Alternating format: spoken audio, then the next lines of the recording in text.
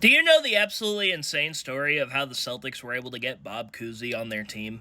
Our story begins before the 1950 NBA draft, where Bob Cousy out of Holy Cross was set to be a top 5 pick in this year's NBA draft. As a Massachusetts native, Bob Cousy really wanted to go to the Boston Celtics, and wouldn't you know, the Boston Celtics had the number 1 overall pick in the 1950 NBA draft. However, even though the Celtics fans wanted them to draft Bob Cousy, they ended up taking Chuck Scher out of Bowling Green first overall. And fun fact, Chuck Scher didn't want to go to the Boston Celtics, so he ended up getting traded for Bill Sharman, who ended up being a Hall of Fame center for the Celtics. Anyways, back to Bob Cousy. After being slighted by his hometown team, he ended up getting drafted 4th overall by the Tri-Cities Blackhawks.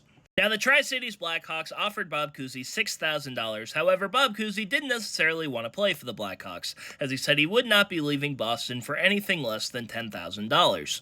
And since Bob Cousy and the Blackhawks couldn't come to a contract agreement, they ended up trading his draft rights to the Chicago Stags.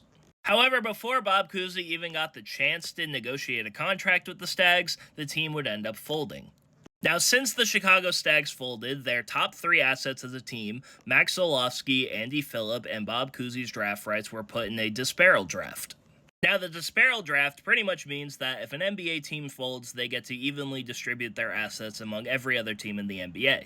Now, there were 3 teams that got invited to possibly have the chance to get one of these 3 players. It was the New York Knicks, the Philadelphia Warriors, and the Boston Celtics.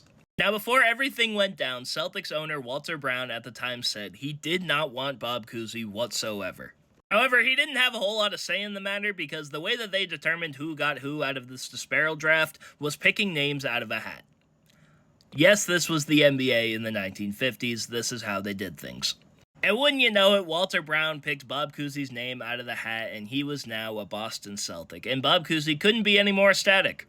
Bob Cousy would sign a $9,000 contract to play for the Celtics, and as they say, the rest is history. As in his 13-year career with Boston, he would be a 13-time All-Star, a 12-time All-NBA player, 1-time MVP, a 6-time NBA champion, and of course, a Basketball Hall of Famer, all with the Boston Celtics.